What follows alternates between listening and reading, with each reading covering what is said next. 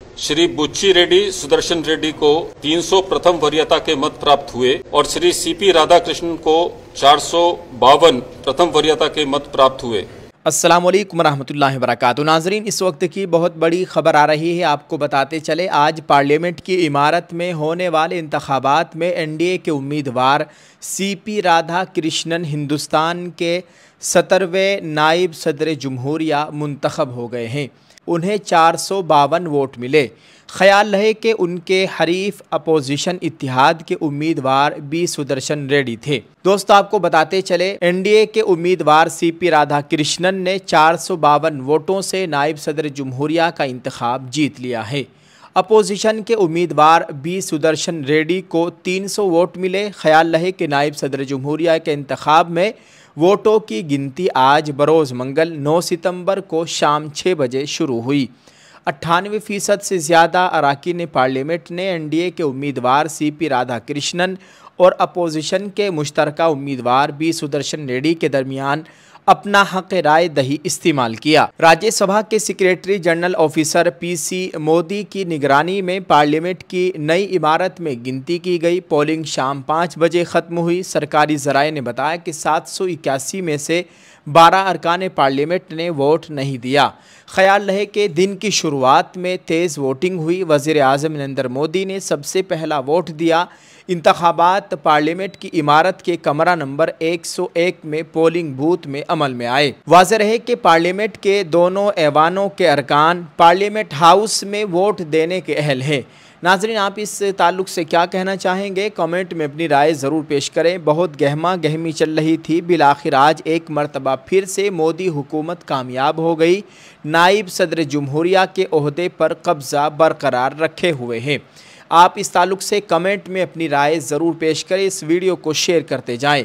दोस्तों, एक और ख़बर से आप लोगों को आगाह करते चले। तब्दीली मजहब मुखालिफ कानून पास। राजस्थान असम्बली ने कांग्रेस मेंबरान की मुखालिफत के दरमियान तब्दीली मजहब मुखालिफ बिल पास कर दिया।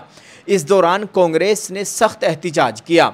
असम्बली में मंजूर होने वाले जबरी तब्दीली मजहब कानून पर रियासती वज़ीर जोगाराम पटेल ने कहा, कांग्रेस की कानून साज जमात में कुछ लोग ऐसे थे जो इस बिल पर बहस नहीं चाहते थे।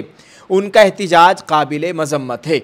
अपोजिशन के शोरो गुल के दरमियान ये बिल पास हुआ। इस कानून में 7 साल से उम्र कैद तक की सख्त सज़ाओं का इल्तिज़ाम किया गया है। ये कानून मुल्क में बने ऐसे दीगर कवानीन का मुताला करने के बाद तैयार किया गया है। इसी मौजू पर रियासती वज़ीर अशोक गहलोत ने कहा, कांग्रेस ने इस बिल पर बहस में हिस्सा नहीं लिया क्योंकि उनके 4 एमएलए अक़लियती बिरादरी से ताल्लुक़ रखते हैं। इसी खुशामदी सियासत की वजह से कांग्रेस आज इस हाल में पहुंची है। रियासत असम्बली में तब्दीली मजहब मुखालिफ कानून पास होना कई सवालात को जन्म देता है।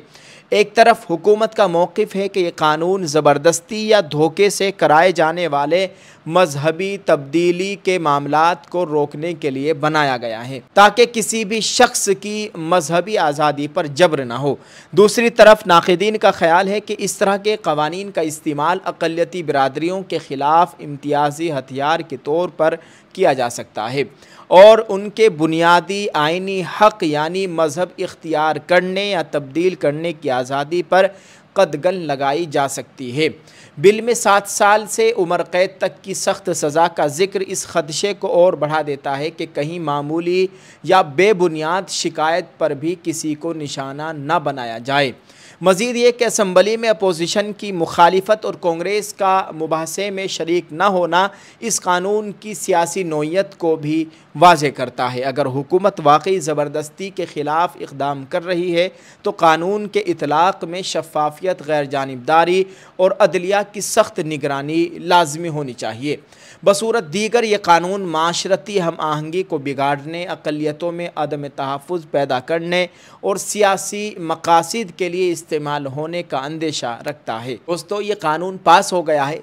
अब आप ज़रा सोचिए, क्या कोई ज़बरदस्ती मज़हब किसी का तब्दील कराता है? क्या कोई ऐसा शख्स है जिसको ज़बरदस्ती मज़हब तब्दील कराया गया है? हिंदू से मुसलमान या मुसलमान से हिंदू बनाया गया है?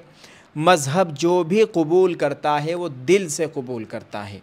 चाहे कोई मुसलमान बने, चाहे कोई हिंदू बने, वो अपने दिल से मुतमईन होकर अपनी ज़ात से ख़ुद से मज़हब कबूल करता है। कोई किसी पर ज़बरदस्ती नहीं करता। लेकिन ये कानून किस वजह से बनाया गया है, खुदा खैर करे।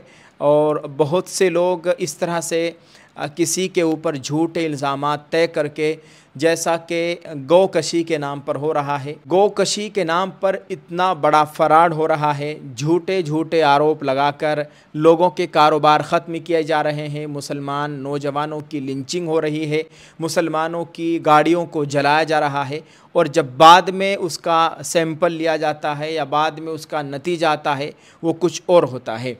अल्लाह ताला खैर फरमाए। आप सबसे गुजारिश है दोस्तों, दुआ कीजिए अल्लाह ताला हमारे मुल्क में अमन व अमान की सूरत हाल कायम फ़रमाए।